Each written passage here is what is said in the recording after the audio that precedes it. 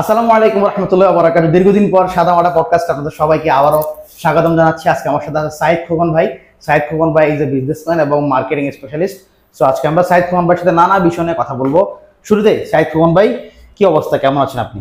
এই তো অবস্থা যাচ্ছে ভালো। তোমার কি খবর? ওকে, আলহামদুলিল্লাহ, আমার অবস্থা ভালো। ডিরেক্ট আমরা আলোচনায় চলে যাই। শুরুতেই আপনি যেহেতু ব্যবসা করছেন এবং মার্কেটিং নিয়ে ঘাটাঘাটি করেন, বাংলাদেশ স্টার্টআপ ইকোসিস্টেম নিয়ে আপনি ঘাটাঘাটি করেন, সো আমি আপনাদের শুরুতে জানতে চাইবো আমাদের দেশের পরিবর্তিত পরিস্থিতিতে আমাদের দেশের বর্তমান অর্থনীতির অবস্থা কি, এবং আমরা যেটা দেখতে পেয়েছিলাম যে বিডার চেয়ারম্যান আশিক চৌধুরী ভাইয়ের মাধ্যমে একটা ইনভেস্টমেন্ট সামিট হয়েছিল, একটা পজিটিভ কাইন্ড অফ ভাইব তৈরি হয়েছিল, হাইপ তৈরি হয়েছিল, বাংলাদেশে ইনভেস্টমেন্ট আসতেছে অনেক বেশি, কিন্তু পরবর্তীতে আবার শোনা গেল যে গত বছর তুলনায় এই বছর ইনভেস্টমেন্ট কম আসছে। সো এই টোটাল বিষয়গুলো একটু আমাদেরকে ক্লারিফাই করবেন। ওকে, 5 তারিখের পরে আমাদের দেশের টোটাল বিজনেস এনভায়রনমেন্ট টাকার একটা ফ্লো ছিল। ওকে, ক্যাশ ফ্লোটা খুব ভালো ছিল, ব্যাংক লোন দিচ্ছিল, পাশাপাশি প্রজেক্ট লোন, যেমন তুমি কোনো ব্যাংকারের সাথে কথা বললে তুমি বুঝতে পারবা এখন 5 তারিখের পর খুব কমই প্রজেক্ট লোন হচ্ছে ব্যাংক অ্যাপ্রুভ করছে, এর আগে তেমন একটা হয় নাই, বাট এটা 5 তারিখের আগে খুব ভালো ছিল। প্রজেক্ট লোনটা একটু এক্সপ্লেইন করেন। প্রজেক্ট লোন বলতে কি, আমি যদি কোনো একটা প্রজেক্ট তৈরি করি, লাইক আমার একটা 200 কোটি টাকার প্রজেক্ট হবে, প্রজেক্টের ডেমোটা হচ্ছে এটা না, আমার প্রোডাক্ট এটা, মার্কেট এটা, প্রোডাক্ট ফিট হচ্ছে এটা। লাইক আমি দুধ উৎপাদন করব, এটার জন্য আমার মেশিনারি দরকার, ল্যান্ড দরকার, ম্যানুফ্যাকচারিং প্ল্যান দরকার, আমি সব মিলে একটা ব্যাংকের কিছু একটা ড্রাফট রেডি করে ব্যাংকে সাবমিট করলাম, দিস ইজ আ প্রজেক্ট। ওকে, এরকম বড় ইন্ডাস্ট্রি প্রজেক্ট লোনগুলো 5 তারিখের আগে খুব ভালোই ছিল, বাট 5 তারিখের পরে ম্যাক্সিমাম ব্যাংকারের সাথে কথা বলে তুমি বুঝতে পারো প্রজেক্ট লোনের পরিমাণ ছিল খুবই কম। দ্যাট মিনস হচ্ছে ইকোনমিতে আমার যে টাকার ক্যাশ ফ্লোটা ওটা অনেক কমে গেছে। কমে যাওয়ার অনেকগুলো রিজন থাকতে পারে। প্রথম রিজনটা হচ্ছে ব্যবসায়ীরা টাকা ইনভেস্ট করতে রাজি কিনা, অর্থাৎ আমরা এই সরকার ব্যবসায়ীদেরকে এনশিওর করতে পারতেছি কিনা যে আপনারা ইনভেস্ট করেন, আমরা একটা সেফ এনভায়রনমেন্ট আপনাদেরকে দিব, ওই জিনিসটা আমার মনে হয় না এই সরকার এনশিওর করতে পারছে ব্যবসায়ীদেরকে। আর একটা বিষয় হচ্ছে, তুমি আশিক চৌধুরীর কথা বললা, আসলে ব্যবসায় সামিট যে ইনভেস্টমেন্ট হচ্ছে, সামিটটা হচ্ছে বিজনেস সামিট, সামিটের মেইন জিনিসটা হচ্ছে মার্কেটিং করা, এটা কিন্তু ব্র্যান্ডিং না। মার্কেটিং মিনস হচ্ছে কিন্তু একটা কমিউনিকেশন হচ্ছে, বাইরের ইনভেস্টরদেরকে বোঝাচ্ছে যে তুমি আমার দেশে আসলে এই ফেসিলিটিস আমি তোমাকে দিব। তো দিস ইজ ফার্স্ট স্টেপ ওকে ইনভেস্টমেন্টের জন্য। তো আমি একটা কোথাও একটা বিয়ে করার জন্য মেয়ে দেখতে গিয়ে প্রথম দিনে তো আমি এটাকে বিয়ে করবো না, মেয়েটাকে দেখার পর আমার যদি ভালো লাগে আমি মেয়েটার সম্পর্কে যথেষ্ট পরিমাণ খোঁজ খবর নিব, এনাফ ডেটা পাওয়ার পরে যখন আমি কনভিন্স হবো না আমি ওর সাথে হ্যাপি থাকবো, তখন আমি ওকে বিয়ে শাদী করবো। লাইক এরকমই সেম জিনিসটা এখানে হচ্ছে। তো সামিটের অবশ্য আশিক চৌধুরী এটা এনশিওর করেছে এর আগে যে আমাদের এটা তো প্ল্যান এরকম না যে আমরা এখান থেকে অনেক টাকা নিয়ে আসবো, ইনভেস্টমেন্ট হিসেবে আসবে, জাস্ট বাংলাদেশকে একটু ইন্ট্রোডিউস করে দেওয়া 5 তারিখের পরবর্তী সময় আমরা কিভাবে আপনাদেরকে সেফ এনভায়রনমেন্ট প্রোভাইড করতে পারি আর আমাদের ইকোসিস্টেমটা কতটুকু আমাদের ডেভেলপ হচ্ছে। ওকে, থ্যাংক ইউ সো মাচ, খুব সুন্দর হচ্ছে একটা ব্যাখ্যা বিশ্লেষণ করলেন। এখন আমি জানতে চাইবো যে আমাদের বাংলাদেশের স্টার্টআপ ইকোসিস্টেম নিয়ে, অ্যান্ড স্টার্টআপে বাংলাদেশের প্রধান চ্যালেঞ্জগুলো কি এবং মেইনলি কোন প্রবলেমগুলো উদ্যোক্তারা ফেস করে। ওকে, প্রথম বিষয়টা হচ্ছে স্টার্টআপ জিনিসটা আমাদের দেশের জন্য অনেকটা নতুন। বাংলাদেশে ব্যবসা বাণিজ্যের যে বর্তমান পরিস্থিতি, ম্যাক্সিমাম ব্যবসা আসে এসএমই থেকে, স্মল এবং মিডিয়াম এন্টারপ্রাইজ থেকে। স্টার্টআপ জিনিসটা পুরোটা উল্টা। স্টার্টআপে হচ্ছে ভ্যালু ইনোভেশন থাকবে। ভ্যালু মিনস হচ্ছে তোমাকে একটা ভ্যালু প্রোভাইড করতে হবে যেটা কাস্টমার আগে পায় নাই, এসএমই থেকে পাচ্ছে না। লাইক আমি এমন একটা সার্ভিস নিয়ে আসলাম যেটা এসএমই আমাকে দিতে পারতেছে না, ওটা আমার ভ্যালু। দেন ওকে একটা ইনোভেশন থাকতে হবে। ইনোভেশন কিভাবে আসে? ইনোভেশন আসে থ্রু টেকনোলজি। আমি যত বেশি টেকনোলজি আমার ব্যবসায় নিয়ে আসতে পারবো, ভ্যালুতে নিয়ে আসতে পারবো, তত আমার স্টার্টআপ ইকোসিস্টেমটা ডেভেলপ হবে। বাট আমি আমার দেশের প্রেক্ষাপট কি দেখতে পাচ্ছি? আমার দেশের প্রেক্ষাপট দেখতে পাচ্ছি স্টার্টআপ ইকোসিস্টেমের জন্য যে আইন কানুন করা দরকার, স্টিল আমাদের ওটা এখন আসে নাই। গভর্নমেন্ট তো এটার জন্য হ্যাঁ মাঝে মধ্যে ট্রাই করছিল, বিশেষ করে শেখ হাসিনা সরকার অনেকটা ট্রাই করছিল এটার জন্য, বাট ট্রাই করা এটা হচ্ছে লোক দেখানো ট্রাই করা। অ্যাকচুয়ালি আমার ফ্রেমওয়ার্কের কোনো পরিবর্তন আসেনি। কিছু কিছু স্টার্টআপকে যেমন নগদকে নিয়ে আসলো, এটা সেটা করে, এগুলো গভর্নমেন্ট ম্যানিপুলেশন দিয়ে এরা অনেকভাবে হাইলাইট করলো যে স্টার্টআপ ইকোসিস্টেম খুব ভালো আগাচ্ছে, বাট স্টার্টআপ ইকোসিস্টেম তেমন একটা আগায়নি আমাদের দেশে। স্টার্টআপ ইকোসিস্টেম আগানোর জন্য প্রথমে তোমাকে স্টার্টআপ এনভায়রনমেন্ট তৈরি করতে হবে। এনভায়রনমেন্ট আসার পরে তোমার দেশ স্টার্টআপ ইকোসিস্টেমের জন্য রেডি কিনা, আমরা কতটুকু অনুকরণ প্লাস অনুসরণ করতেছি বাইরের কান্ট্রিগুলোকে, প্লাস হচ্ছে ইনভেস্টররা কতটুকু রিলায়েবল আমার দেশে ইনভেস্ট করার জন্য, ওভারঅল সবকিছুর জন্য আমার ব্যবসায়িক এনভায়রনমেন্টটা গভর্নমেন্টকে প্রোভাইড করতে হবে ওই পরিমাণ। ওটা আমরা যদি এনশিওর করতে পারি তাহলে স্টার্টআপ ইকোসিস্টেম আমরা খুব ভালো করবো। বাট আমার মনে হয় স্টিল এখনো পর্যন্ত স্টার্টআপের জন্য আমার দেশ এখনো রেডি। তো এই ক্ষেত্রে গভর্নমেন্টের পলিসিগুলো কি? গভর্নমেন্টের পলিসিগুলো প্রথম বিষয়টা হচ্ছে তোমাকে বললাম ভ্যালু ইনোভেশন করতে হবে, ইনোভেশনে টেকনোলজি চলে আসে। হ্যাঁ, এখন এই সরকার স্টারলিংকে নিয়ে আসছে, এটা একটা যুগান্তকারী পদক্ষেপ। স্টারলিংকের পাশাপাশি আমাদেরকে টেকনোলজি রিলেটেড আরো যে ফ্যাসিলিটিস গুলো এগুলোকে গভর্নমেন্টকে প্রোভাইড করতে হবে। This is the number. এখন স্টারলিংকের যে প্রযুক্তি আসছে, আমি যেটা দেখলাম যে স্টার্টিং হচ্ছে 4000 টাকা করে ওদের হচ্ছে যে কানেকশন। সো আমাদের মতো একটা দেশে যেখানে আমরা 500-700 সর্বোচ্চ 1000 টাকায় মানে বাড়িগুলাতে রেসিডেন্সিয়ালি আমরা ওয়াইফাই তোমার তো স্টারলিংক আসছে তো কমার্শিয়াল পারপাসে, রাইট, নট রেসিডেন্সিয়াল। রাইট, আমি সেটাই ক্লিয়ার করার জন্য বলতে চাচ্ছিলাম। কমার্শিয়াল পারপাসের জন্য 4 থেকে 5000 টাকা, ইভেন কি 20,000 টাকাও না, খারাপ না। হ্যাঁ, সো এটা হচ্ছে বিষয়। এখানে সবার একটা কনফিউশন ছিল, আমি দেখলাম অনেকে এটা নিয়ে কথা বলতেছে যে আমরা তো 500 টাকা দিয়ে ওয়াইফাই চালাই, 4000 টাকা দিয়ে ওয়াইফাই। তো এটা হচ্ছে এখানে বিষয়টা, এটা মেইনলি হচ্ছে কমার্শিয়াল পারপাসে নিয়ে আসছে। আর গভর্নমেন্ট কমার্শিয়াল এবং হচ্ছে যখন হচ্ছে যে ক্রিটিক্যাল কন্ডিশন যখন আসবে, দুর্যোগকালীন সময়গুলোতে মূলত এই জিনিসটার ইউজ জন্য নিয়ে আসছে। তো যাই হোক, থ্যাংক ইউ সো মাচ আপনি বিষয়টাকে খুব ইজিলি বলার জন্য। তো এখন আমাদের বাংলাদেশের প্রমিনেন্ট কিছু স্টার্টআপ যেগুলো আপনার কাছে মনে হয় যে এরা আমাদের বাংলাদেশ ইকোসিস্টেমের রোল মডেল হতে পারে এবং ফাউন্ডাররা ওই স্টার্টআপ গুলোকে ফলো করতে পারে, ওখান থেকে শিখতে পারে, এরকম কয়েকটি স্টার্টআপ আপনি যদি আমাদের বলেন। সবচেয়ে ভালো এক্সাম্পল হচ্ছে বিকাশ। হ্যাঁ, বিকাশ হচ্ছে মেইনলি আমাদের এখানে স্টার্টআপে অত বেশি গ্রো না করার কারণে বিকাশ জাস্ট এটা পেপ্যালের একটা ভার্সন বলা যায়। বিকাশ যেটা করলো জাস্ট হচ্ছে মানি ট্রান্সফার করা, এটা খারাপ না, বাট ওইটাকে আমরা আমাদের ফোকাস পয়েন্ট হিসেবে রেখে আমরা ট্রাই করতে পারি। ইভেন বাংলাদেশের স্টার্টআপের যথেষ্ট পরিমাণ সম্ভাবনা আছে। সম্ভাবনা থাকার পরও যেটা হচ্ছে কি, আমরা হিউজ একটা ডিমান্ড আছে এখানে। আমার মোর হচ্ছে 20 কোটির উপরে জনসংখ্যা আমার। এটা যদিও 16-17 কোটি ছিল, আমার মনে হয় 20 কোটি টাকা, 20 কোটি আমার মনে হয়। সো 20 কোটি এত জনসংখ্যার মধ্যে আমার স্টার্টআপ ইকোসিস্টেম প্লাস হচ্ছে আমার আয়তনটা কিন্তু খুবই ছোট। তো দ্যাট মিনস হচ্ছে আমার এখানে কোনো আমি যদি একটা পলিসি করি, আমার সাপ্লাই চেইনটা খুব ইজিলি তৈরি করা যাবে। বাট বিষয়টা হচ্ছে আমার গভর্নমেন্ট পলিসিগুলো সাপোর্ট করতেছে কি, আমার বিদেশি যারা ইনভেস্টর, স্টার্টআপে মেইন জিনিসটা হচ্ছে ইনভেস্টর নিয়ে আসতে। ইনভেস্টররা কতটুকু সেফ, ইনভেস্টররা সেফ কিনা যে আমি টাকাটা এখানে দিব, প্লাস অনেক সময় দেখা যায় বাংলাদেশে ইনভেস্টমেন্ট করার পরে যে প্রফিটটা হয়, প্লাস সে যদি ক্যাপিটালটা ট্রান্সফার করতে চায়, ওটাও গভর্নমেন্ট সাপোর্টিভ না। কারণ হচ্ছে আমাদের রিজার্ভের সমস্যা থাকে, ইভেন আমাদের ডলার ট্রান্সফারে কিন্তু অনেক সমস্যা। আমরা এখানে কিন্তু পেপাল আসে না, আমাদের ইন্টারন্যাশনাল কোনো ট্রানজাকশন মেথড আমাদের আসে না। সো এই বিষয়গুলো যদি ক্লিয়ার হয়, আমার মনে হয় স্টার্টআপ ইকোসিস্টেম বাংলাদেশ ভালোই করবে। আমার কাছে মনে হয় ভাই এখানে খুবই গুরুত্বপূর্ণ একটা পয়েন্ট ড্র আউট করছে, যে ইনভেস্টর ইনভেস্ট করার পর সে যদি তার রিটার্ন মানিটা নিয়ে যাওয়ার সময় তাকে প্যারা খাইতে হয় গভর্নমেন্ট পলিসির কাছে, সেক্ষেত্রে একটা ইনভেস্টর কেন বাংলাদেশে ইনভেস্ট করবে, তার কি ঠেকা পড়ছে? সো চেষ্টা করতে হবে যেন ইনভেস্টররা যেন আরো আসে, আমাদের পলিসিগুলো যেন বেটার করা যায়। এখন আমি বিকাশে তার কিছু অ্যাড করতে চাই, যেমন পাঠাও বাংলাদেশের সেটা বেটার রোল মডেল হতে পারে। আমাদের পাঠাও ছিল একটা সময় ছিল, এখনো পাঠাও অনেক গ্রো করতেছে, ভালো করতেছে, আশা করি পাঠাও। নেপালও কিন্তু ওরা ভালো মার্কেট দখল করছে। এবং আরেকটা চালডাল.com, চালডালও অনেক ভালো করছে। হ্যাঁ, চালডাল ওয়াই কম্বিনেটর থেকেও চালডাল ফান্ডিং পাইছে। চালডাল.com আছে, শপআপ আছে, শপআপ, রাইট, শপআপও অনেক ভালো করতেছে। তবে পেপারফ্লাই বন্ধ হয়ে গেছে, জিনিসটা দেখতে আমার খুবই কষ্ট পাইছি। পেপারফ্লাই এরকম একটা ভালো ডেলিভারি সার্ভিস ছিল, এটা বন্ধ হয়ে গেছে। তো দেখা যাক, এটা এখনো অফিসিয়ালি কোনো অ্যানাউন্সমেন্ট আসে নাই, দ্যাটস ওয়েট। তো আপনার কাছে কি মনে হয় কোন পলিসিগুলো ইন্ট্রোডিউস করলে আমাদের বাংলাদেশের স্টার্টআপ ইকোসিস্টেমের জন্য আরো অনেক ভালো কিছু হবে? দু একটা পলিসি ধরেন যেটা করলে অনেক ভালো হবে। প্রথম বিষয়টা হচ্ছে স্টার্টআপের জন্য যেটা সবচেয়ে গুরুত্বপূর্ণ, সেটা হচ্ছে এনভায়রনমেন্ট। আমাদের দেশের যে এডুকেশনাল সিস্টেম, এখানে তো স্টার্টআপ নিয়ে কোনো পড়াশোনা করা হয় নাম্বার 1। নাম্বার 2 হচ্ছে তুমি ওভারঅল যে এডুকেশনাল সিস্টেম, এটা ফোকাস করে জব এমপ্লয়মেন্টের জন্য। আমি জব ক্রিয়েশনের জায়গাটা তো আমার তৈরি হচ্ছে না। আমার মেজর কয়েকটা কোম্পানি জব ক্রিয়েশন করে যাচ্ছে, বাট আমি ছোট করে যেগুলোকে আমরা এসএমই হিসেবে কাউন্ট করি, ওই এসএমই জায়গাতে আমার ডেভেলপমেন্টের কতটুকু জায়গা, এটা আসে না, নাম্বার 1। নাম্বার 2 হচ্ছে আমার, তুমি তো বললা হ্যাঁ এই সরকারের কিছু কিছু বিষয়, ওরা ইকোনমিক জোনগুলোকে যেভাবে অ্যাক্টিভ হচ্ছে, এটা খুব ভালো। বন্দরে মোটামুটি ভালো এফিসিয়েন্সি তৈরি করতেছে, এগুলো গুড সাইন। ইকোনমিক জোনগুলো অ্যাক্টিভ হলে আমাদের লাভটা কি, মানে ইন টার্মস অফ, আমি যদি ইকোনমিক জোনটা মেইনলি করা হচ্ছে এখানে এফডিআই এর জন্য।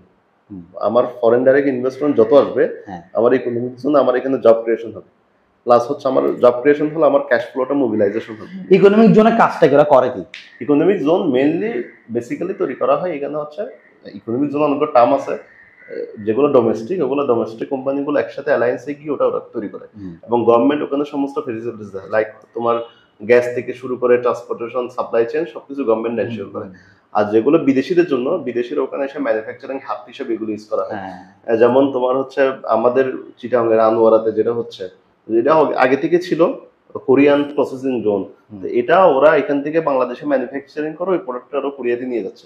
প্রোডাক্টটা কিন্তু আমার বাংলাদেশ পাচ্ছে না, বাট আমার বাংলাদেশ যেটা পাচ্ছে সেটা হচ্ছে আমার ওখানে 60 থেকে 70,000 একটা জব এমপ্লয়মেন্টের ব্যবস্থা। তো ওইটা আলটিমেটলি ওই টাকাটার ফলে আমার তো মানি ফ্লো হচ্ছে, এবং আমার ইনভেস্টমেন্ট আসতেছে না, ইনভেস্টমেন্ট আসছে, আমার বাজারে টাকা ঢুকতেছে, মানুষের হাতে পয়সা আসতেছে, মানুষের হাতে পয়সা আসলে আলটিমেটলি ইকোনমিটা আমার আগে।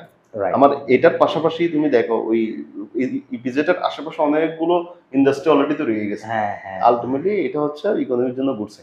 এখন যে আমি মানে ইপিজেডে তো হয়, এবং ইপিজেডের আশেপাশে ধরেন আপনার হাউজিং, মানে হাউজিং হচ্ছে, মানে রিয়েল এস্টেট বুম হচ্ছে, তারপর অনেক দোকান দেয়, তারপর হচ্ছে ওই ট্রান্সপোর্টেশনের জন্য ব্যবসা হয়, তো ওইটার উপর তো অনেকগুলো ব্যবসা আসলে একটা জিনিসের উপর অনেকগুলো ব্যবসা আসলে। আমি কুমিল্লা ইপিজেডে গেছিলাম, ওখানে গিয়ে দেখছিলাম আপনার ওই যে চায়নার অনেকগুলো কোম্পানির ওখানে ম্যানুফ্যাকচারিং ইউনিট আছে, সাংহাই শুজ অনেক কিছু দেখছিলাম আর কি। তো এটা খুব ভালো হবে। আচ্ছা ঠিক আছে, গেল ইকোনমিক জোনটা গেল, এরপরে ইকোনমিক জোন পাশাপাশি ইকোনমিক জোনটা অ্যাক্টিভ হচ্ছে, যেমন বন্দরের ব্যবস্থাপনা খুব ভালো হচ্ছে এখন। বন্দর নিয়ে গভর্নমেন্ট যেটা প্ল্যান করতেছে, আমার মনে হয় এটা আরো বেশি এফিশিয়েন্সি করা দরকার।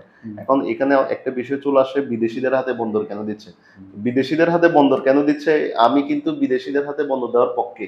এটা বন্দরটা আসলে দেওয়া না, জিনিসটা হচ্ছে আমার কিছু টেকনোলজিক্যাল কিছু বিষয় আছে। বন্দর হচ্ছে একটা পুরো টেকনোলজিক্যাল ফ্রেমে চলে, এটা একটা ইন্টারন্যাশনাল লতে চলে।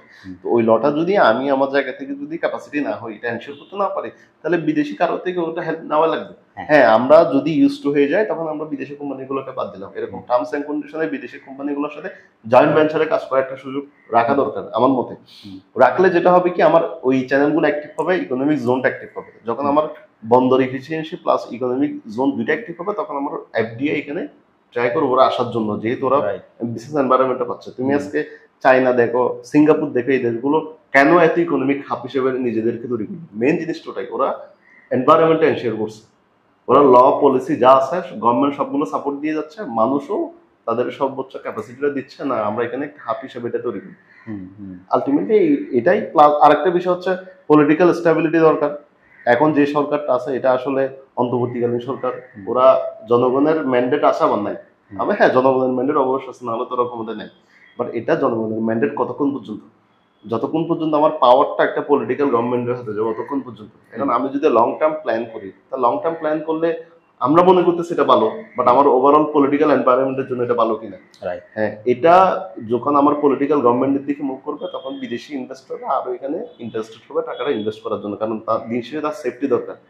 আমি ইন্টারিম গভর্নমেন্ট তাকে তো সেফটি দিতে পারবো না, পলিটিক্যাল গভর্নমেন্ট কিন্তু তাকে সেফটি দিতে পারে। এটা পাশাপাশি হচ্ছে আমাদের কারিকুলার অ্যাক্টিভিটিস আমাদের চেঞ্জ করা দরকার। আমাদের কারিগরি যতই বলি না কেন, আমাদেরকে কারিগরি শিক্ষায় শিক্ষিত করতে হবে, বাট আমার কারিগরি শিক্ষায় শিক্ষিত করার পর একটা ছেলে যখন মার্কেটে যাচ্ছে, তাকে আমরা কতটুকু স্যালারি দিচ্ছি? 12 থেকে 13,000। যেখানে আমার নর্মাল বিবিএমবিএ করে যাওয়ার পরে সে মোটামুটি 25 থেকে 30,000 টাকা স্যালারি পাচ্ছে। তাহলে আমি যত কারিগরির দিকে ফোকাস করি আলটিমেটলি, কিন্তু কারিগরিটাকে আমি আমার জব ক্রিয়েশন, জব ভ্যালুয়েশনের জায়গায় আমি কি ওইটা ফোকাস করতেতে পারি, প্লাস আমি ইম্পর্টেন্স দিচ্ছি কিনা, ওদেরকে আমি ভ্যালু দিতে পারতেছি কিনা, এটা একটা দেখা দরকার। আর আরেকটা বিষয় হচ্ছে টেকনোলজিক্যাল বিষয়গুলো যেটা হয় কি, আমাদের ওভারঅল বিশ্ববিদ্যালয়ের যে সিস্টেমগুলো, এখানে আসলে টেকনোলজিক্যাল তেমন কোনো কিছু নিয়ে রিসার্চ করা হয় না। আমার মনে হয় এটা একটা কম্বিনেশনের জায়গা, যে আমার বন্দর প্লাস হচ্ছে আমার ম্যান পাওয়ার প্লাস হচ্ছে এডুকেশনাল সিস্টেম, পুরো জিনিসটা নিয়ে যদি একটা কাজ করা যায়, উইদিন 2-5 years এর মধ্যে বাংলাদেশ এই যে সেক্টর অনেক ভালো করবে। বাহ, ভেরি গুড ফোরকাস্টিং ভাই। আপনি যে বলছেন, আমি এগুলো ভিজুয়ালাইজ করতেছিলাম যে এভাবে করলে আসলে যখন আমাদের সিম্পল, যখন আমাদের হচ্ছে জনশক্তিকে যখন আমরা বিজনেস, ক্রিয়েটিভিটি, কারিকুলার অ্যাক্টিভিটি শিখাচ্ছি, দক্ষতা তুলতেছি, আমাদের ইকোনমিক জোনগুলো যখন ভালো হচ্ছে, আমাদের বন্দর যখন ভালো হচ্ছে, আমাদের পলিসি মেকিং যখন ভালো হচ্ছে, মানে ইনভেস্টমেন্ট কেন্দ্রিক বা বিজনেস কেন্দ্রিক, এবং আমাদের পলিটিক্যাল স্টেবিলিটি যখন আসতেছে, সো আমাদের এখানে ফরেন ইনভেস্টমেন্ট কেন আসবে না, কেন অর্থনীতি ভালো করবে না? রাইট। সো এই বিষয়গুলোর উপর নজর দিতে হবে। যারাই আগামীতে সরকার ক্ষমতায় আসবে, এদের প্রতি আমাদের আহ্বান থাকবে, সাদামাটা পডকাস্ট থেকে আপনারা অবশ্যই বিষয়গুলো কনসিডার করবেন। সো আমাদের দেশের ইকোনমির ব্যাপারে আমি জাস্ট লাস্ট একটা কোয়েশ্চেন করবো, সেটা হচ্ছে যে এক কথায় বলতে গেলে আমাদের দেশের ইকোনমি কি 5 আগস্টের আগের যে ইকোনমি, এখনকার ইকোনমি, দুটার মধ্যে কি পজিটিভ কোনো সাইন আপনারা দেখতে পাচ্ছেন, বা এক কথা আমার ইকোনমি কি ভালো করতেছে কিনা এখন? ইকোনমি আসলে এটা তো একদিনে ভালো করে না, গভর্নমেন্ট ট্রাই করতেছে এতটুকু বলা। আর 5 আগস্টের আগে যেটা হচ্ছে, এখানে একটা হাইপ ছিল যে ব্যাংক অনেক ফাইন্যান্স করতেছিল কোম্পানিগুলোকে, বিভিন্ন ম্যানুফ্যাকচারিং প্ল্যান হচ্ছিল, বাট আলটিমেটলি এইগুলো ম্যানুফ্যাকচারিং প্ল্যান করে ওর প্ল্যানটা কি, যে ব্যবসায়ী ম্যাক্সিমাম দেখা যাচ্ছে টাকাটা পাচার হয়ে গেছে দেশের বাইরে। তো ওই যে আমার একটা হাইপ ছিল, ওই হাইপটা কমে গেছে, যার কারণে অনেকে বলতেছে কি ডাউনের দিকে যাচ্ছে। আমার মনে হয় অত বেশি ডাউনে গেছে, অনেকগুলো ইন্ডাস্ট্রি বন্ধ হয়ে গেছে। অনেকে বলতেছে ইন্ডাস্ট্রি গুলো বন্ধ হয়েছে লোনের কারণে। ইন্ডাস্ট্রি গুলো কিন্তু এমন না যে ও মার্কেট পাচ্ছে না, ওর কাস্টমার চলে গেছে এরকম বন্ধ হচ্ছে, বন্ধ হয়েছে লোনের কারণে। এই লোনটা সে রিশিডিউল করতে পারতো ওই গভর্নমেন্ট থাকা অবস্থায়, বাট এই গভর্নমেন্টের সময় সে পাচ্ছে না, কারণ এই গভর্নমেন্ট ব্যাংকিং ল গুলোকে খুবই স্ট্রং করছে। এটা একটা গুড সাইন। হ্যাঁ, এটা আমাদের শুরুতে একটু ট্রাভেল ফেস করতে হচ্ছে, আমার মনে হয় এটা এই জায়গা থেকে আমরা বেরিয়ে আসতে পারবো। ভেরি গুড, এটা একটা নতুন ইনসাইট পাইলাম যে হচ্ছে যে ওরা মূলত যে ইন্ডাস্ট্রিগুলো বন্ধ হয়েছে মূলত ঋণ। হ্যাঁ, ম্যাক্সিমাম তুমি আমি অ্যানালাইসিস করে দেখছি, আমি অনেকগুলো ওদের ফাইল ডালো দেখছি, ম্যাক্সিমাম হচ্ছে তোমার লোনের কারণে বন্ধ হয়ে যাচ্ছে। তো যাক, আমরা চাই আমাদের দেশ ইকোনমি ভালো করুক, আমাদের আলটিমেট ইকোনমি ভালো করলে আমাদের সবার জন্য ভালো, সবার জন্য বিভিন্ন অপরচুনিটি ক্রিয়েট হবে। সো আমরা এখন চলে যাবো ব্র্যান্ডিং এন্ড মার্কেটিং এর দিকে।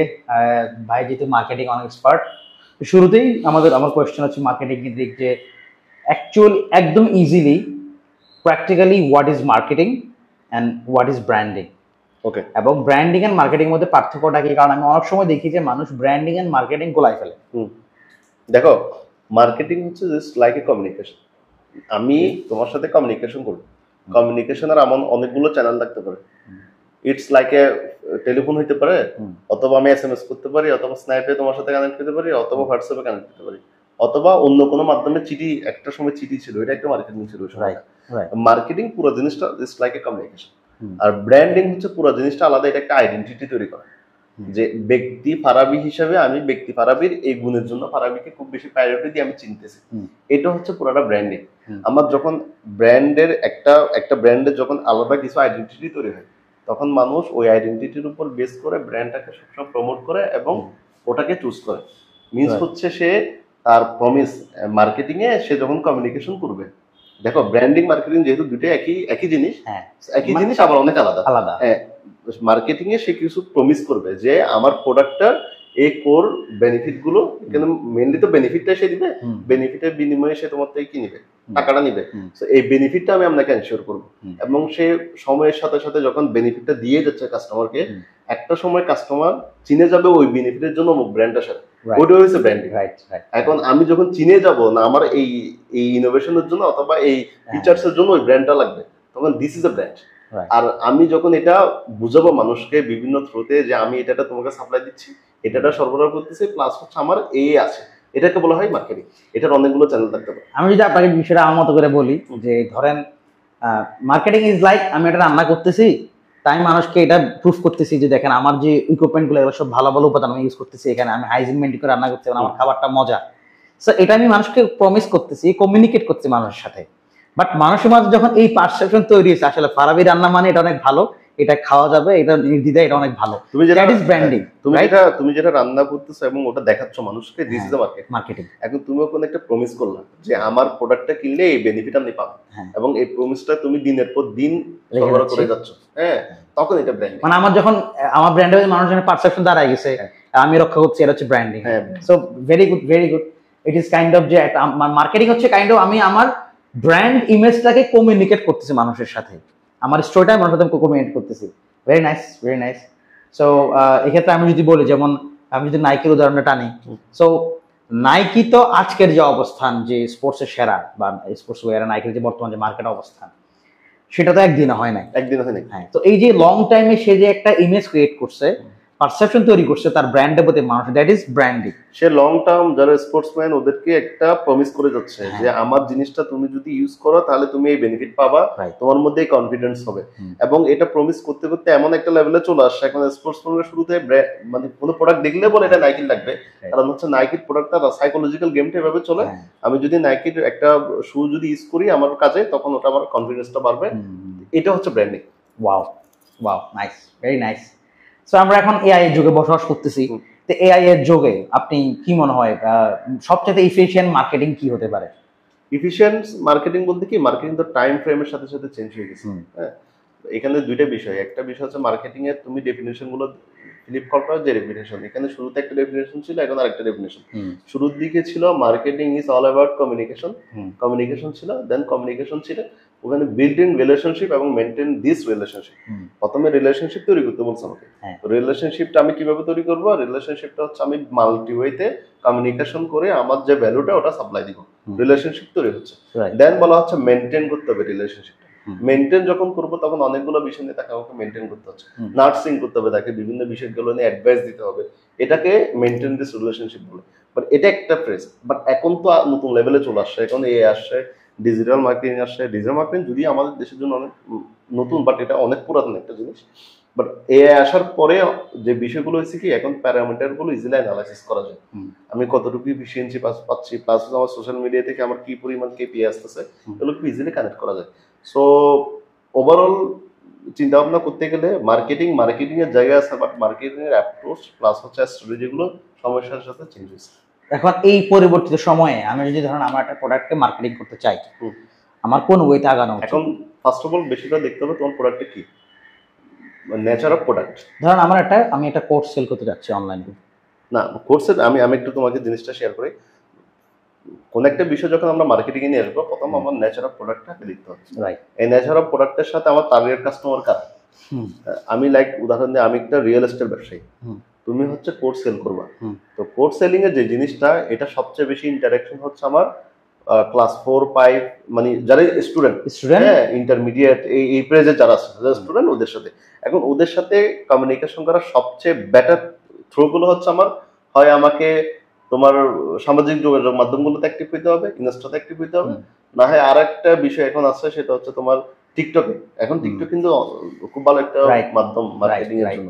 এইগুলোকে, বাট আমি যখন আমার প্রোডাক্ট নেচার যখন যদি রিয়েল এস্টেট হয়, তখন আমি তো এগুলোতে ফোকাস করতে পারবো না। রিয়েল এস্টেট হলে স্টিল আমাদের দেশের রিয়েল এস্টেটের জন্য এখন ওই যে পত্রিকা যে অ্যাডভার্টাইজমেন্ট করা, এটা কিন্তু এখন অনেক, কারণ আমার তো রিয়েল এস্টেট টার্গেট কাস্টমার হচ্ছে একটা মিডল এজের, অথবা 40-50, এই 35+, এই লোকের জন্য। ওরা তো আর আমার তোমার এই যে মাধ্যমগুলো যেগুলোকে আমরা তোমার কোর্স সেলের জন্য করতে পারি, এটা তো এটা পারবে।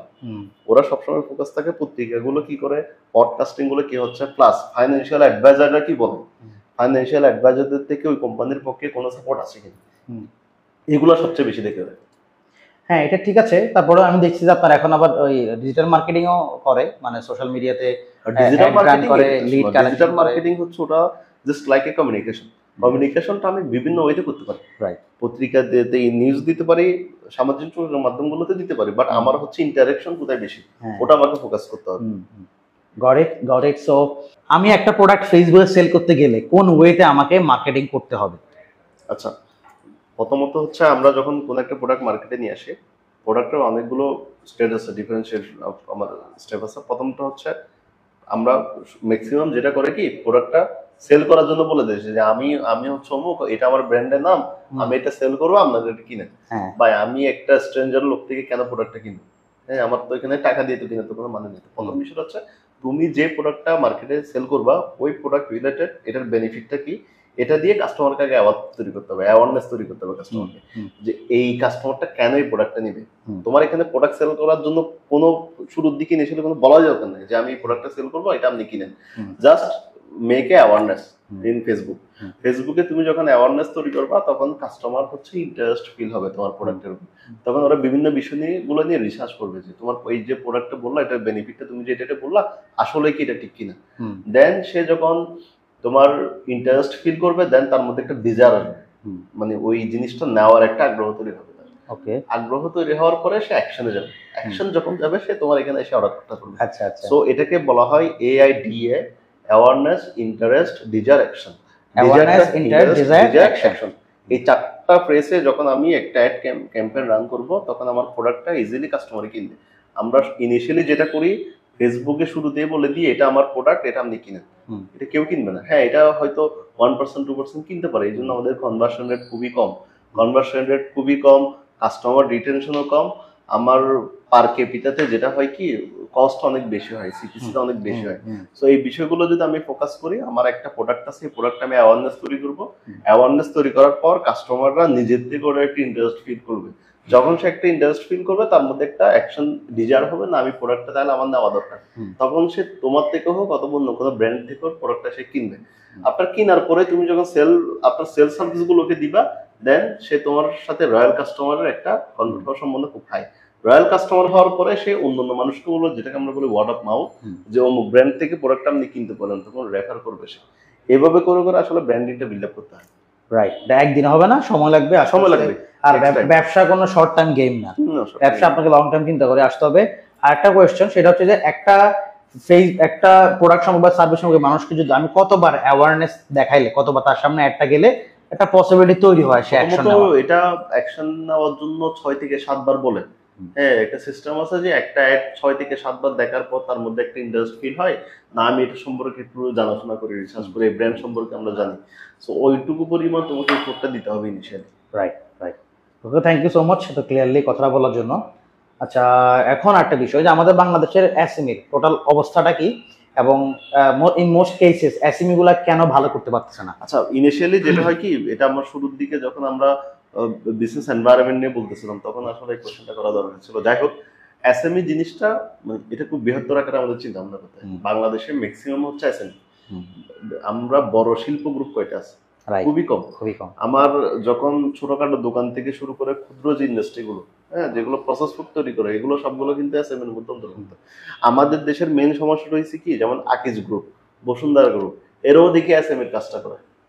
আমার বাসার সামনের দোকানে, রিটেল যে দোকানে যে ফলটা সেল করে, বিশেষ করে হচ্ছে যে রুটিটা সেল করে, পাউরুটি সেল করে, এটা তো এসএমই কাজ, এটা তো এসএমই করবে। এটা কেন আমি বড় ইন্ডাস্ট্রিকে দিব? তুমি জার্মানিতে যাও, জার্মানিতে গেলে দেখবা কি প্রত্যেকটা জোনে লাইভ বেকারি। হ্যাঁ, আমাদের দেশে লাইভ বেকার অবশ্য খুব ভালো করতেছে ইদানিং, আর ওইখানে দেখবো প্রত্যেকটা জোনে লাইভ বেকারি, এবং এত বেশি লাইভ বেকারি এসএমই গুলো ওইখান থেকে একটা ভালো বেনিফিট পাচ্ছে। ব্যাংক ওদেরকে সাপোর্ট দিচ্ছে, কাস্টমার তৈরি হচ্ছে। বাট আমি একটা এসএমই, এখন আমি যদি একটা বেকারির কোনো প্রোডাক্ট আইটেম যদি মার্কেটে নিয়ে আসি, আমার সাথে এখানে কম্পিটিশন করতে হচ্ছে আকিজের সাথে। তো আকিজের যে ইফিসিয়েন্ট সেটা তো আমার হবে না, তার ডেলিভারি চেইন অনেক স্ট্রং, আমার তো ডেলিভারি চেইন নাই। কিন্তু গভর্নমেন্ট এই জায়গাটাকে কোনো কিছু কি কোনো পলিসির মধ্যে নিয়ে আসা নাই।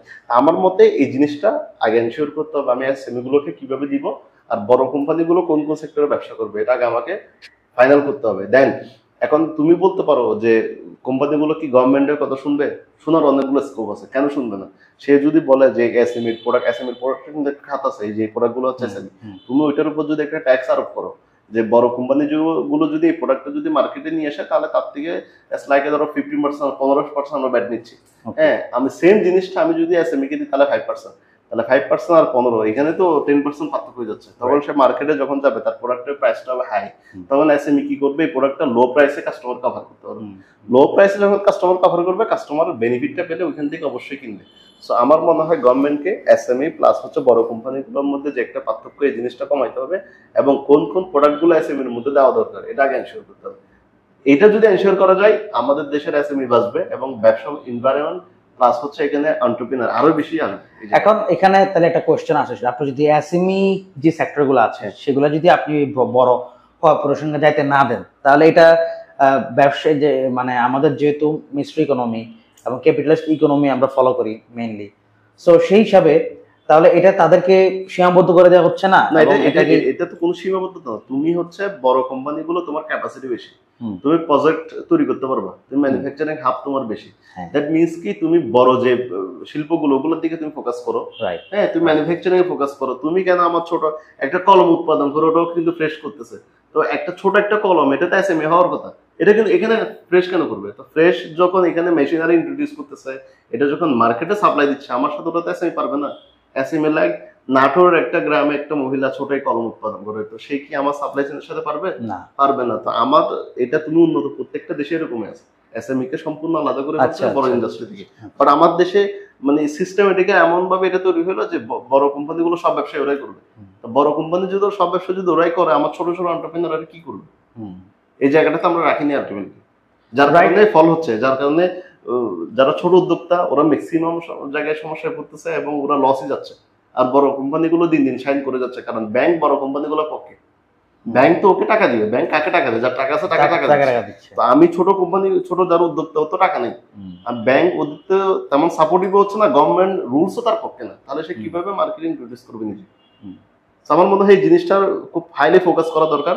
এটা যদি তুমি যত, যেমন তুমি লাইক ইন্ডিয়াতে তুমি দেখো, ইন্ডিয়া হচ্ছে প্রত্যেকটা ঘরে ঘরে এক একটা এসএমই, এবং ওরা এক একটা ঘরে ঘরে এসএমই, মোবাইলের কাভার থেকে শুরু করে ক্যাসিং থেকে শুরু করে এগুলো কিন্তু এসএমই তৈরি করে। বড় কোনো কোম্পানি এগুলো বানায় ইন্ডিয়াতে, চাইনাতে বড় কোম্পানিগুলো ম্যানুফ্যাকচারিং বড় প্ল্যান্ট তৈরি করে, এসএমই গুলো হচ্ছে ছোট ছোট কাজগুলো করে। এটার ফলে কি হয়েছে, ওদের আলিবাবা আছে, আলিবাবা থ্রুতে ওদের পুরো মার্কেটটা এমন ভাবে নেটওয়ার্ক হয়ে গেছে, ওয়ার্ল্ড ডমিনেশন করতেছে। বাট আমরা ওই জায়গাতে অনেক কিছু।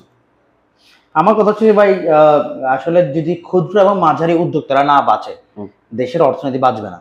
কারণ এরা কিন্তু মানে বড় বড় কোম্পানি, আমি প্রাণ কোম্পানি দেখলাম বাংলাদেশের লার্জেস্ট কংগ্লোমারেটের মধ্যে একটা প্রাণ কোম্পানির সবচেয়ে, বাংলাদেশের ওদেরকে বলা হয় সবচেয়ে বেশি এমপ্লয়ার, ওরা বেশি মানে এমপ্লয়মেন্ট সেট করছে 1 লাখের উপরে মনে হয়।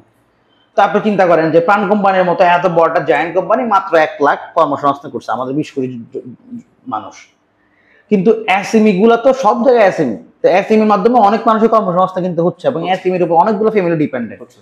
তো আসলে এসএমই গুলোকে বাঁচানো উচিত, এসএমই গুলো বাঁচতে হবে। তো এইটার সাথে রিলেটেড আমি আরেকটা বিষয় আপনাকে জানাই রাখি, সেটা হচ্ছে বাংলাদেশের একসময় অনেক বড় একটা আপনার পটেনশিয়াল ইন্ডাস্ট্রি ছিল হচ্ছে রাবার ইন্ডাস্ট্রি, এবং অনেক রাবার আমাদের এক্সপোর্ট হয়েছে। কিন্তু এখন যেটা হয়েছে, আমি একটা ভিডিও বানাচ্ছি আমাদের সম্পর্কে সেটা নিয়ে, যে দেশীয় রাবার থেকে কি করছে, শুল্কটা বাড়ায় দিছে, আর বিদেশি রাবার শুল্ক কমায় দিছে। এবং স্বাভাবিকভাবে কি হয়েছে, যে বিদেশের রাবার যদি শুল্ক যেহেতু কম, তাহলে মানুষ বিদেশিরা কিনতেছে, দেশেরটা কিনতেছে না, দেশেরটার দাম এমনিতে কমছে, আরো এটাকে সিন্ডিকেটের দাম কমায়া ওই রাবার কেন্দ্রিক যত এসএমই ছিল সবকে ধ্বংস করে দিছে। এবং আপনি দেখবেন যে যদি বর্ডার এলাকায় যান, আমাদের পার্বত্য অঞ্চলে যদি যান আপনি, ভারতের পাশে মানুষ এখন রাবার গাছ লাগাচ্ছে, আর বাংলাদেশে এখন রাবার গাছ মানুষ কেটে ফেলতেছে, কারণ সে তো টাকা পাচ্ছে না। সো এরকম ক্ষুদ্র মাঝারি যদি উদ্যোক্তাগুলোকে বাঁচায় না রাখা হয়, তাহলে আলটিমেটলি দেশের ইকোনমি সামগ্রিকভাবে ভালো করবে না। তো অবশ্যই আমাদের যারাই পলিসি মেকিং আসবে তাদেরকে আমরা বলবো যে অনেক ফ্ল্যাশি কথাবার্তা না বলে, অনেক বেশি মানে হাইপ না তুলে, বড় বড় বয়ান না ছেড়ে, জনগণের কল্যাণে এই ছোট ছোট কাজগুলো করেন, রিয়েল জনগণের যে উপকার আসবে সেগুলো আপনারা করেন। So let's move on to another chapter. আমরা এখন রিয়েল এস্টেট নিয়ে কথা বলবো। রিয়েল এস্টেট নিয়ে সবারই অনেক আগ্রহ, রিয়েল এস্টেট নিয়ে, যেন দুনিয়াতে রিয়েল এস্টেট ছাড়া আর কোনো এরকম মানে আগ্রহ কোনো ব্যবসা নাই। আমি দেখছি সাধারণ রিয়েল এস্টেট মানে ধরেন আপনার ব্যাংকে 20 লাখ টাকা আছে, ওটা একটা জিনিস, কিন্তু আপনার একটা জমি আছে, জমিটার দাম হচ্ছে 5 লাখ টাকা, কিন্তু আপনার 20 লাখ টাকা আছে, এটাকে যেভাবে দেখা হবে না, কিন্তু আপনার একটা 5 লাখ টাকা জমি আছে, ওটাকে বেশি ফোকাস করা হবে।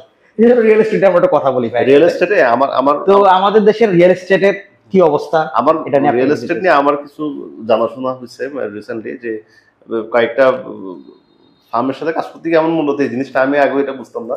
যেমন আমি তোমাকে বলি, আমাদের দেশে রিয়েল এস্টেট গুলো কিভাবে চলে, এদের একটা সংগঠন হচ্ছে রেহ্যাব। হ্যাঁ, তো রেহ্যাব হচ্ছে ওদের মাদার সংগঠন, যেটা রিয়েল এস্টেট কেন্দ্রিক যত বিশেষ পলিসি গুলো এটা কিন্তু সবকিছু মেনটেন করে। ওকে, রেহ্যাবের তথ্য মতে বাংলাদেশে প্রতি বছর রেহ্যাবের যারা ইনক্লুড আছে, যে কোম্পানিগুলো, ডেভেলপার গুলো, এরা হচ্ছে 30 থেকে 35,000 ফ্ল্যাট ওরা কি করে সাপ্লাই করে প্রতি বছর 30 থেকে 35,000 ফ্ল্যাট ইউনিট সারা বাংলাদেশে। সারা বাংলাদেশে এখন আমার 30 থেকে 35,000 ইউনিটের ফ্ল্যাট যেটা হচ্ছে বিশেষ করে ঢাকা শহরে, বাট আমার ডিমান্ড হচ্ছে 1.5 লক্ষ। হোয়াট? হ্যাঁ, আমার ডিমান্ড হচ্ছে 1.5 লক্ষ এভরি ইয়ার। 1.5 লক্ষ ইউনিট ডিমান্ড আমাদের, 1.5 লক্ষ ইউনিট ডিমান্ড আছে। এটা কি রিসেন্ট ডাটা? হ্যাঁ, রিসেন্ট। ওয়াও। এখন আমার 1.5 লক্ষ ইউনিট ডিমান্ড আছে, আমার সাপ্লাই হচ্ছে কত? 30 থেকে 35,000। ওকে, ফাইন। এটা হচ্ছে রেহ্যাবের, যারা রেহ্যাবের সাথে কানেক্টেড ওই কোম্পানিগুলো গেল। এখন তুমি দেখবা প্রত্যেকটা পাড়া মহল্লায় কিছু ছোট ছোট ডেভেলপার তৈরি হয়েছে, কিছু সমিতি তৈরি হয়েছে। এটা খুব গুড সাইন যে 3-4 জন মিলে একটা জমিকে ওরা ডেভেলপ করে, ওরা ওখানে 1-2টা ফ্ল্যাটের ইয়ে নিয়ে ওরা এটা করে। এটা ভালো, খারাপ না। এটাতে সব মিলে দেখা গেছে 40 থেকে মোর দেন 45, এর চেয়ে বেশি না। তাহলে আমার ওইদিকে যদি 35 আর এদিকে যদি 45 হিসাব করি, তাহলে আমার হয় 80। হ্যাঁ, আমার ডিমান্ড হচ্ছে কত? 150। হ্যাঁ, আমার সাপ্লাই হচ্ছে কত? 80। বাকি আমার এখানে গ্যাপ কত? 70। অনেক গ্যাপ। ওকে, ফাইন। এখন আরেকটা বিষয় হচ্ছে রিয়েল এস্টেটে, বাংলাদেশের রিয়েল এস্টেট ব্যবসায়ীগুলো মূলত ব্যবসায়ীরা ভালো করতেছে, খারাপ না, বাট কাস্টমারটা কারা? রিয়েল এস্টেটের কাস্টমার হচ্ছে লাইক তুমি একজন চাকরিজীবী, তুমি চাকরি করার পর লাইফ টাইম চাকরি করার পর যে টাকাটা তুমি অ্যাকুমুলেট করে সঞ্চিতি করবা, ওইখান থেকে তুমি একটা ফ্ল্যাট কিনবা। এটা কিন্তু বাংলাদেশের একটা নর্মাল সিনারি। আমি ব্যবসায়ী যারা আছে ওদের ওই চ্যানেলটা বাদ দেওয়ার পরে চাকরিজীবীদের কথা চিন্তা ভাবনা করি। তো আলটিমেটলি যেটা হয় কি, বাংলাদেশের রিয়েল এস্টেট আসলে বড় লোকদের জন্য, এখানে মধ্যবিত্তদের জন্য রিয়েল এস্টেট কোনোদিন হয় না। এবং আমাদের ইকোসিস্টেমটা এমন ভাবে তৈরি করা, মধ্যবিত্তরা চাইলে রিয়েল এস্টেট একটা ফ্ল্যাট কিনে সে থাকতে পারবে, তাও পারতেছে না। এটার মেন রিজনটা হচ্ছে ইকোনমিক্যাল কিছু টার্মস এন্ড কন্ডিশন প্লাস সমস্যা আছে আমাদের এখানে। আমি তোমাকে কিছু উদাহরণ দিই। তুমি চায়না এবং ইন্ডিয়াতে ইনফ্লেশন রেট দেখবা। চায়না এবং ইন্ডিয়াতে ইনফ্লেশন রেট হচ্ছে বিশেষ করে চায়নাতে 3 থেকে 4%, ইন্ডিয়াতে 6 থেকে 7%। আমার দেশের ইনফ্লেশন রেট কত? 11 থেকে 12%। নাম্বার 1। নাম্বার 2 হচ্ছে আমার দেশের ব্যাংকের বর্তমান ইন্টারেস্ট রেট কত? মোর দেন 16 না? মোর দেন 50 না 15? 15%-এর 15, 15.5, অনেক সময় 14.5 দেয়। আচ্ছা, আমি 14.5 করে লাইক এখানে রিয়েল এস্টেট যখন চলে আসছে, এখানে ইনভেস্টরদের বিষয়টা চলে আসছে। হ্যাঁ, আমার কিছু টাকা আছে, এই টাকাটা আমি কোথায় ইনভেস্ট করবো? ম্যাক্সিমাম যেটা করে সেটা হচ্ছে আমরা হয়তো এফডিআই করি ব্যাংকে। এখন ব্যাংক এফডিআই করলে কত দেয়? 9, 10, এর চেয়ে বেশি আমাকে দিচ্ছে না। বাংলাদেশে ইনফ্লেশন হিসাবে এটা আরো হ্যাঁ, এখন আমার ইনফ্লেশন রেট কত? 12%। আমি পাচ্ছি কত? আরো কমতেছে 10%। তার মানে আমার 100 টাকাটা 2 টাকা কমে যাচ্ছে কিন্তু। হ্যাঁ, এমনি 100 টাকা 2 টাকা কমে যাচ্ছে। নাম্বার 1। নাম্বার 2 হচ্ছে আমি ইনভেস্টমেন্টের সেক্টর গুলো তৈরি করতে পারলাম কিনা। ইনভেস্টমেন্টের আমার কোনো সেক্টর তৈরি হয়নি। রিয়েল এস্টেটও আমার তেমন কোনো সেক্টর তৈরি হয়নি। সো যেটা হচ্ছে কি, ইনিশিয়ালি যেটা বললাম, আমাদের দেশের পলিসি গুলো মধ্যবিত্তদের জন্য, যে ওরা যে একটা ফ্ল্যাটের মালিক হবে ওই জিনিসটা তৈরি করতে পারে না। যেমন তুমি দেখো একজন চাকরিজীবী, যেটা হয় কি, সে এমন সিস্টেম গুলো, পলিসি গুলো উন্নত বিশ্বে কিন্তু এটা হয়, পলিসি গুলো এমন ভাবে তৈরি হতে হবে যে সে একটা চাকরি পাওয়ার পরে 3 থেকে 4 বছর, মানে বিয়ে করার আগে তার যাতে ছোটখাটো একটা ফ্ল্যাটের সে মালিক হয়।